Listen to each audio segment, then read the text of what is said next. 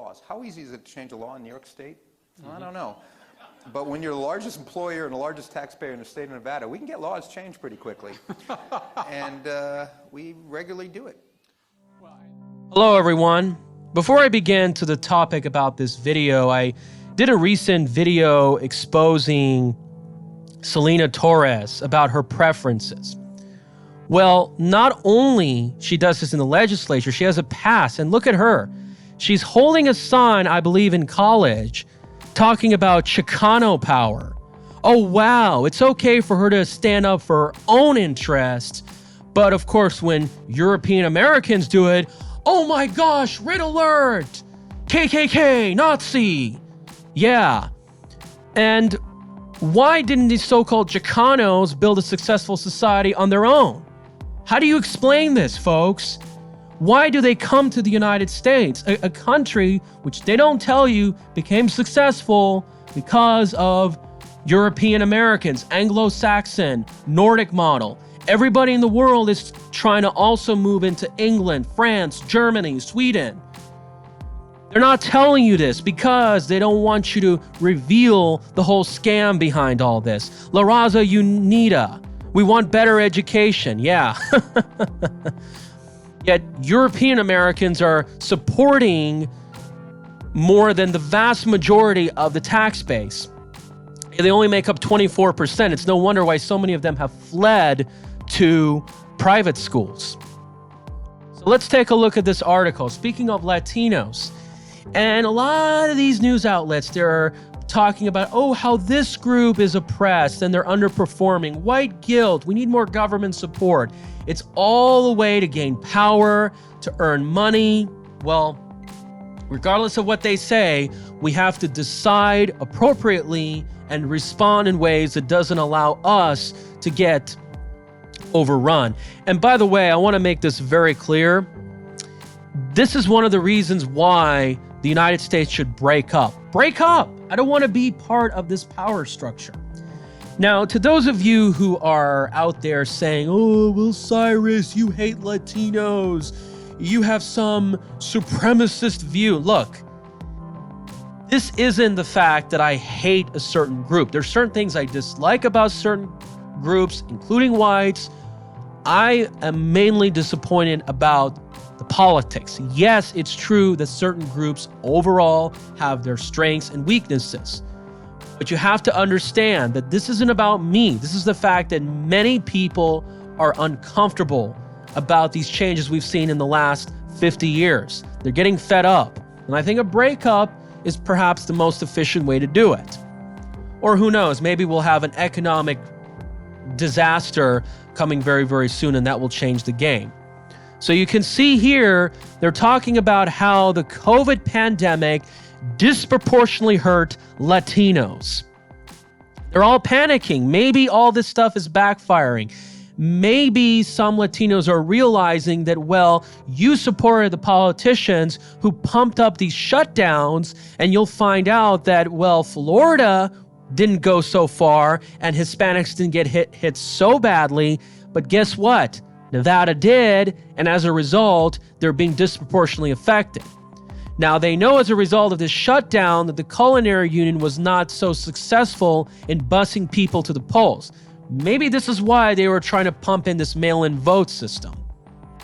So you can see here how Las Vegas has a very high portion of the leisure and hospitality sector, the highest in the country. It's very, very disappointing that our economy has not diversified. And maybe you can argue that perhaps thanks to a very low-skilled immigration population who have not done very well in school, they influence their children not to do so well. And as a result, unlike San Francisco and Seattle that have a foreign-born population that's quite different, including both of my parents, the result is that the schools perform better, and that may create a climate where more different types of companies would want to move in.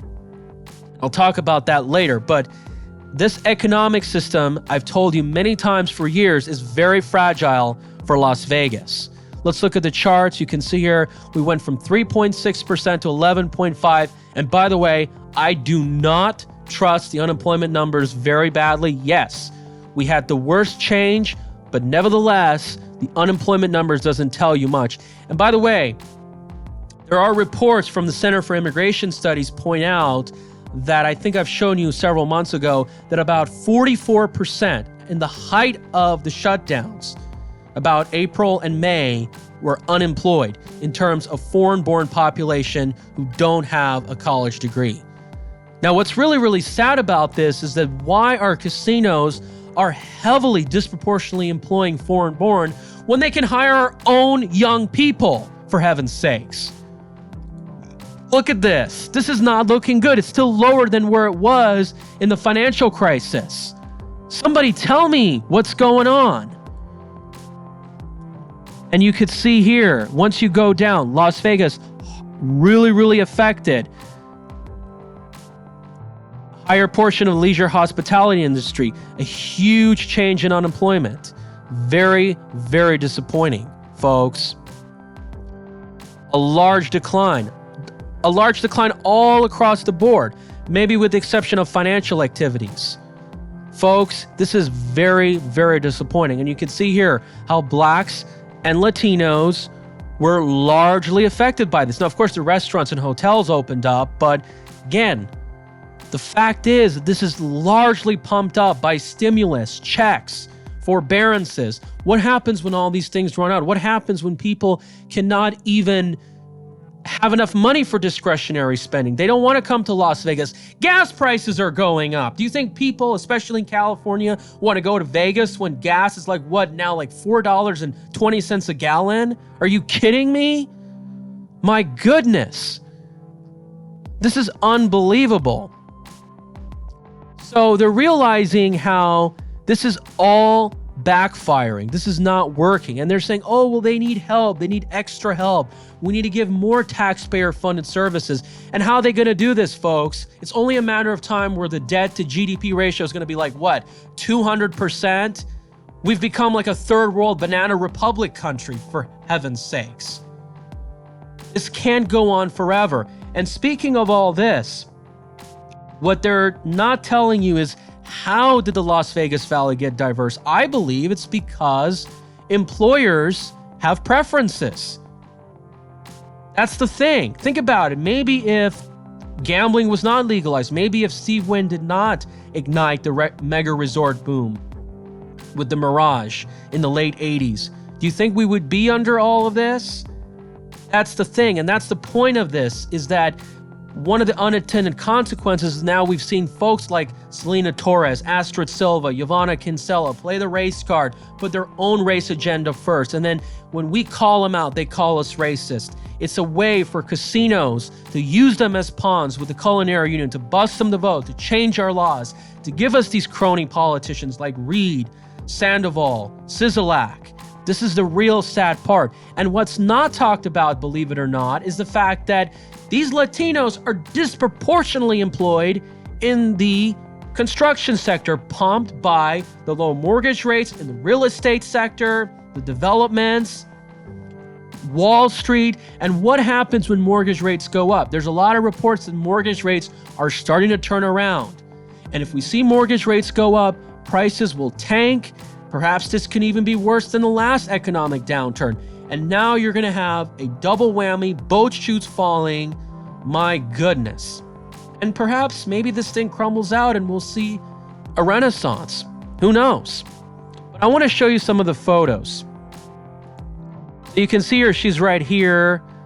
And let's go on.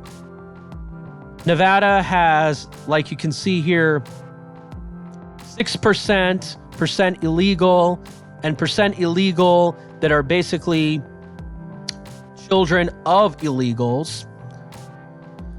Wow, look at their neighborhoods. I've shown you this many times. This is Barbara Sagaski signing with the Mi Familia Education Fund. Can you see all this? Can you tie this all together? Look at their compensation pay. You basically get the picture. And then worst of all, even if this recovers, how are they going to get their jobs back when the Culinary Union admitted, well, machines and automation are coming along? What are we going to say? Machines are racist? Machines are bigoted? We have to stop automation because all these people who are employed in serving, cleaning, taxi cab driving. And it's not just Latinos, it's Asians, people from Ethiopia that are employed in these sectors. What's going to happen, folks? Looks like things are looking pretty much bright on the horizon. And that's why Selena Torres, like I was telling you in the last video, she's encouraging her Latino folks to stay in Nevada so they can retain the power. You can see how fragile this really, really is. Look at this. Illegal immigrant share of births, one of the highest in the United States. It kind of rivals Los Angeles, but sad thing, unlike California, legal immigrants are a larger share. That means you have higher skilled immigrants, like both of my parents. A lot of Iranian Americans who are very skilled, they don't go move into places like Las Vegas. They're not a fan of gambling. They want jobs like engineering and science. Look at this. These are the politicians that they support. Identity politics. Look who's behind all this. Now, I know a lot of you will say, well, it's the Jews behind this, George Soros, but how do you explain this? The Jesuits. Look at all this connections going on. Look who's behind all this. They admit that Jim Murren changed the laws. He's pumping the race card. He's employing them. He's funding the Southern Poverty Law Center. Look at this. ELL share of student state population, 16.8%, the second highest in the country after California. Maybe all this mass immigration, this so-called diversity, overall has not been a real beneficiary to our state. Children of immigrant families, 37.8%. These statistics are alarming, but we do have some good news. Total net international migration, not very high, only 3,100. In fact, as of the last decade, we only gained about 100,000. And again, you have to factor in the anchor babies, all those kinds of things that add to population. Look at this. We had the largest change of folks speaking another language than English from 1980 to 2018 because Las Vegas boomed so much. Look at this. Over 1,100%. We're now close to 900,000. This is very, very alarming. And by the way, I'm one of those too because I speak Farsi when I speak to my relatives on the phone.